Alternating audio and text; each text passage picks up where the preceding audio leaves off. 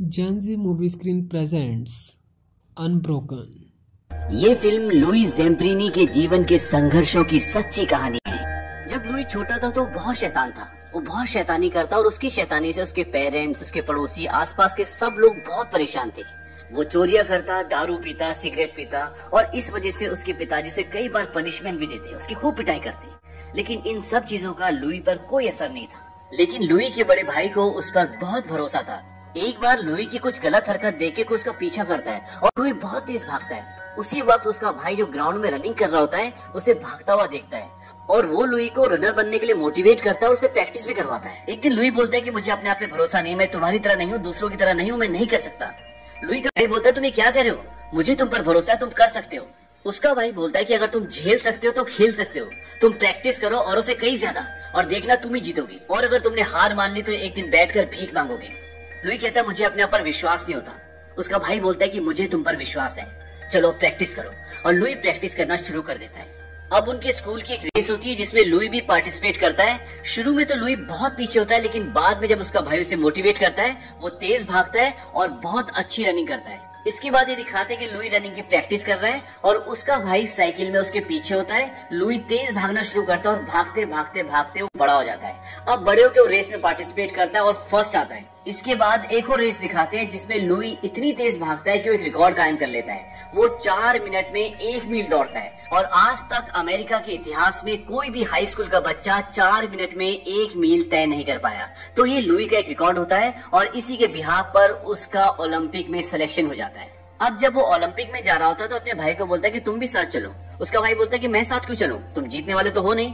वो कहता है कि मुझे भी पता है, लेकिन अगले ओलंपिक में मैं सबको दिखा दूंगा। उसका भाई बोलता है टोक्यो। वो कहता है हाँ टोक्यो, क्योंकि अगला ओलंपिक टोक्यो में है। अब जब वो ट्रेन में चढ़ जाता है तो उसका भाई बोलता है कि दर्द की एक पल की कीमत जीवन भर की महिमा होती है। यानी कि जिंदगी में कभी कभी ऐसे पल आते हैं जहाँ पर इंसान टूट जाता है, हार मान लेता है, और उस पल में अगर इंसान हार न माने, आगे बढ़े, लड़े, तो बशर्ते उसकी पूरी जिंदगी बदल सकती है। और इसके बाद लुई ओलंपिक के लिए चला जाता है। ओलंपिक में वो 5000 मीटर की रेस में हिस्सा लेता है और वो सारे राउंड्स में बहुत पीछे रहता है, पर वो आखिरी राउंड में इतनी तेज भागता है कि वो एक वर्ल्ड रिकॉर्ड सेट कर देता है। आज से पहले इतने कम समय में आखिरी राउंड किसी ने भी कंप्लीट नहीं किया था, और ये ओलंपिक हुआ था 1936 में। लुई का सपना था कि अगला ओलंपिक जो 1940 में जापान के टोक्यो शहर में होना था, वो उसमें जाएगा, पार्टिसिपेट करेगा और अपने देश के लिए मेडल लेकर आएगा। लेकिन उसका ये सपना पूरा नहीं हो पाया, क्योंकि उस वक्त तक वर्ल्ड वॉर 2 शुरू हो चुका था और 1940 का ओलंपिक रद्द हो गया। और अब कहानी आती है सीधा 1943 में, जब वर्ल्ड वॉर 2 चल रहा था और इस समय अमेरिका और जापान के बीच में लड़ाई चल रही होती है। और अब लुइस अमेरिकी सेना में एक बॉम्बार्डियर होता है। उनकी पूरी एक टीम होती है जो प्लेन से जाती है और दुश्मन की चौकी पर धावा बोलती है, उन पर बम गिराती है और उन्हें निस्तो नाबूद करती है। अब एक दिन दुश्मन से लड़ते लड़ते उनका प्लेन बहुत बुरी तरह से क्षतिग्रस्त हो जाता है और उनके काफी सारे साथी जख्मी भी हो जाते हैं। तो वो वापस जाके लैंडिंग करने की कोशिश करते हैं, लेकिन ये लैंडिंग बहुत मुश्किल थी क्योंकि प्लेन काफी हद तक डैमेज हो चुका था। अब पायलट लैंडिंग करता है और लैंडिंग करते हुए प्लेन का एक टायर भी फट जाता है, लेकिन फिर भी पायलट उसे संभालता और बहुत मुश्किल से रोकता है और इसमें किसी की भी जान नहीं जाती। लुई अभी भी रनिंग की प्रैक्टिस करता है। वो रनिंग कर रहा होता है और उसका दोस्त उसके पीछे जीप में आ रहा होता है। तभी उनके कुछ और दोस्त आते हैं और कहते हैं हमें जाना होगा, लेकिन इस बार हमें जंग में नहीं जाना, बल्कि हमें कुछ लोगों को ढूंढने जाना है। माना जा रहा है कि वो लोग समंदर में कहीं फंस गए हैं, तो हम सबको अभी उनको ढूंढने के लिए जाना है। अब उनकी पूरी टीम उन्हें ढूंढ रही होती है, लेकिन उनके खुद के प्लेन की हालत बहुत अच्छी नहीं होती। तभी उनके प्लेन में कुछ टेक्निकल प्रॉब्लम आ जाती है और उनका प्लेन क्रैश हो जाता है और समंदर में गिर जाता है। इस क्रैश में सभी मर जाते हैं, बस 3 बचते हैं, जिसमें से एक लुई भी होता है। अब वो तीनों के तीनों 2 एयरबोट में बैठ जाते हैं, क्योंकि उनके पास 2 एयरबोट होती हैं और खाने के लिए कुछ चॉकलेट्स और थोड़ा सा पानी। तो लुई बोलता है कि एक टुकड़ा चॉकलेट सुबह और एक टुकड़ा शाम को खाएंगे और पानी 2 घूंट से ज्यादा एक दिन में कोई भी नहीं पिएगा। वो ऐसा इसलिए बोलता है कि उन्हें कौन कब ढूंढने आएगा इसका कुछ पता नहीं। अब उनके सामने है अथाह समंदर, जिसका कोई छोर नहीं दिखता। अब रात को सब सो जाते हैं और जब सुबह उठते तो देखते कि आसमान में एक प्लेन होता है। वो उसे गन फायर से बहुत सिग्नल भेजते, पानी में भी करंट लगाते, लेकिन वो लोग उन्हें नहीं देख पाते और प्लेन चला जाता है।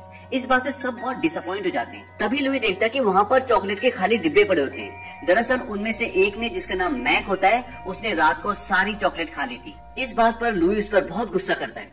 वो बोलता है कि इससे कोई फर्क नहीं पड़ता। लुई बोलता है इससे फर्क पड़ता है, सबको फर्क पड़ता है। अब उन्हें समंदर में फंसे हुए कुछ दिन हो चुके हैं और भूख और प्यास से उनका बुरा हाल है, क्योंकि समंदर का पानी नहीं पिया जा सकता, वो खारा पानी है और उसको पीने से तबीयत खराब हो जाती है। वो सब चुपचाप गुमसुम नाव में बैठे होते हैं। तभी एक बहुत बड़ा पक्षी आकर उनकी नाव में बैठ जाता है और ये पक्षी एक खाना है, और अगर उन्होंने ये मौका गवा दिया तो फिर ये मौका दोबारा हाथ नहीं लगेगा।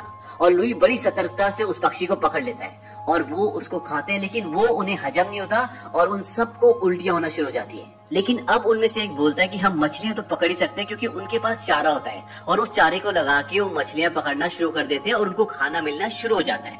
अब एक रात को सब सो रहे होते हैं, तभी समंदर में तूफान आ जाता है और उन सबको उनकी जिंदगी उनके हाथ से फिसलती हुई नजर आती है।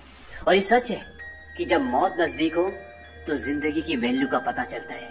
और उस पल में लुइस बोलता है कि अगर आप मुझे बचा लो परमेश्वर, तो मैं अपना पूरा जीवन आपको समर्पित कर दूंगा। और इस तूफान से वो सब बच जाते हैं। अब वो समंदर से खाने के लिए मछलियां तो पकड़ लेते हैं, लेकिन पीने के लिए पानी कहां से लाएं?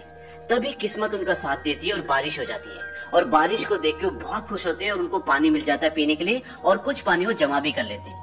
फिर तभी वो देखते हैं कि ऊपर से एक प्लेन उड़ता हुआ जाता है और वो उस प्लेन को सिग्नल देते हैं, लेकिन वो प्लेन जैपनीज का होता है और वो उनपे गोलियां चलाते हैं, लेकिन वो सब समंदर में कूद जाते हैं और उनकी जान बच जाती है। लेकिन इस हमले में उनकी एक एयरबोट खराब हो जाती है, क्योंकि जब वो ऊपर से गोलियां चलाते हैं तो उनकी एयरबोट पे छेद हो जाते हैं और वो एक बोट को तो रिपेयर कर लेते हैं, पर उनकी दूसरी बोट पूरी तरह से खराब हो जाती है। अब उन तीनों को एक ही बोट में एडजस्ट करना पड़ता है, जो कि बहुत मुश्किल होता है, क्योंकि बोट का साइज बहुत बड़ा नहीं होता। अभी तक उन्हें समंदर में 35 से ज्यादा दिन हो चुके हैं और अब मैक भूख, प्यास और मानसिक तनाव को बर्दाश्त नहीं कर पाता और उसकी मौत हो जाती है। अब ये दो बचे हैं, लेकिन इनकी हालत भी बहुत ज्यादा खराब है। न ये बात करने लायक है, न खड़े होने लायक, क्योंकि इन्हें समंदर में 47 दिन हो चुके हैं। इसके बाद एक जैपनीज शिप इन्हें देख लेता है और इन्हें अरेस्ट कर लेता है। अब ये दोनों जैपनीज की गिरफ्त में हैं। जैपनीज लुई और उसके दोस्त को एक कैंप में ले जाते हैं जो कि जंगल में होता है, और वहाँ पे वो लुई को पहचान लेते हैं कि ये ओलंपिक का एक फेमस एथलीट है, क्योंकि उनके पास उसका एक फोटो भी होता है। वहाँ पर वो उन दोनों से कुछ इन्फॉर्मेशन लेते हैं और उसके बाद वहाँ से उन दोनों को एक दूसरे कैंप में भेज दिया जाता है जो कि टोक्यो में होता है। अब जब ये टोक्यो के कैंप में आते हैं तो वहाँ पर इनके जैसे और भी बहुत सारे बंदी होते हैं, और वहाँ का जो इंचार्ज होता है बहुत ही क्रूर होता है। उसका नाम होता है कॉर्पोरल वटनामी, और वो उन सबको बोलता है कि तुम जापान के दुश्मन हो और तुम्हारे साथ ऐसा ही सलूक होगा जैसे दुश्मनों के साथ होता है। अब जब वो सब कुछ बता रहा होता है तभी लुइस की तरफ देखता है। वो देख लेता है कि मेरी तरफ लुई देख रहा है। वो उसके सामने जाता है और बोलता है कि मुझे देखो, मेरी आंखों में देखो। और जैसे ही लुइस की आंखों में देखता है उसे जोर से डंडा मारता है। उसके बाद 2-3 बार वो दोबारा बोलता है कि मेरी आंखों में देखो, और लुई को हर बार मारता है और लास्ट में बोलता है कि मेरी आंखों में कभी मत देखना। इसके बाद इन सबको इनके सोने की जगह दिखाई जाती है जो कि बहुत ही गंदी होती है, और अगले दिन सुबह सबको ग्राउंड में बुलाया जाता है और इनका इंचार्ज आता है। वो कहता है कि तुम में से एक कुक है जो ऑस्ट्रेलिया से है और एक ओलंपिक एथलीट है। वो कहते हैं कौन है ओलंपिक एथलीट? लुई अपना हाथ खड़ा करता है। दरअसल उसे पहले से पता था कि लुई एक ओलंपिक्स एथलीट है। इसके बाद वो लुई की और अपने एक साथी की यानी कि अपने एक आदमी की रेस लगवाता है, जिसमें लुई हार जाता है और थक कर वो गिर जाता है। इसके बाद वो लुई को डंडे से बहुत बुरी तरह मारता है, और इतना ही नहीं, उन सब कैदियों में वो सबसे ज्यादा लुई से नफरत करता है। ऐसा लगता है कि वो उससे कोई पर्सनल दुश्मनी निभा रहा है। एक बार लुई और उसका दोस्त आसमान में अमेरिकी और जैपनीज प्लेन देख रहे होते हैं और आपस में बात करते हैं कि अमेरिकन प्लेन्स अब काफी नजदीक आ गए हैं, और उस रात को भी वो इंचार्ज लुई को बहुत बुरी तरह मारता है। इसके कुछ दिन बाद रेडियो से कुछ लोग वहाँ पर आते हैं और वो लुई को बोलते हैं कि अमेरिकी सरकार तुम्हारे घर वालों को ये बता रही है कि लुई अब मर चुका है, वो जिंदा नहीं है। वो कहते हैं कि क्या तुम अपने घर वालों को बताना चाहोगे कि तुम जिंदा हो? और इसके बाद लुई उनके साथ जाता है और रेडियो पे अपने घर वालों को मैसेज देता है कि मैं जिंदा हूँ और ठीक हूँ। अब उस प्रोग्राम के बाद वो लोग उसे एक पेपर देते हैं और वो कहते हैं इसमें जो भी अमेरिका के बारे में लिखा है वो तुम रेडियो पे बोलो, हम तुम्हें वापस कैंप नहीं भेजेंगे और यहाँ पे तुम्हें एक अच्छा जीवन देंगे। लेकिन लुई मना कर देता है, कहता है कि जो इसमें लिखा है वो सच नहीं है और मैं नहीं बोलूंगा। इसके बाद वो लुई को वापस कैंप भेज देते हैं, और कैंप वापस आने के बाद जो वहाँ का इंचार्ज होता है वो लुई के दोनों हाथ पीछे से बंधवाता है और उसे बोलता है कि तुम मजबूत हो मेरी तरह, और ये बात मैंने पहले दिन देख ली थी तुम्हारी आंखों में। मुझे लगता था कि हम अच्छे दोस्त बन सकते हैं, लेकिन जापान का दुश्मन कभी मेरा दोस्त नहीं बन सकता। वो लुई को कहता है कि तुम बात नहीं मानते, आदर नहीं करते, और आज मैं तुम्हें आदर करना सिखाऊंगा। वहाँ पे जितने भी सैनिक, जितने भी बंदी होते हैं, वो उन सबको बोलता है कि सब एक एक जोरदार पंच इसके मुंह पे मारेंगे। हालांकि कोई भी लुई के मुंह पे पंच नहीं मारना चाहता। तभी वो लुई के दोस्त को लाते हैं और वहाँ का जो इंचार्ज होता है वो उसे मारना शुरू कर देता है, और कहता है कि अगर तुमने इसके मुंह पे पंच नहीं मारा तो मैं इसे मारता रहूंगा। इसके बाद लुई सबको बोलता है कि मुझे मारो, और एक एक करके लुई को सब एक एक पंच मारते हैं, और इतने सारे पंच खाकर लुई की हालत खराब हो जाती है।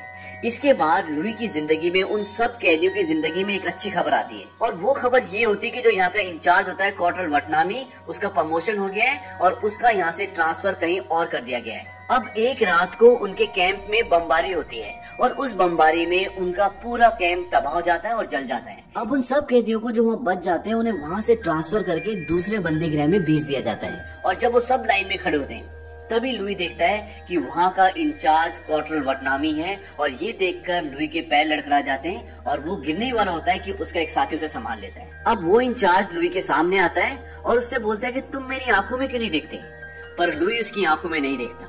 फिर भी वो उसके सिर में एक जोरदार डंडा मारता है, और अगले दिन से सब के सब कैदी काम पे लग जाते हैं। और यहाँ पर इनका काम बहुत ही मुश्किल होता है, क्योंकि यहाँ पर इन्हें नाव में कोयले को लोड करना होता है।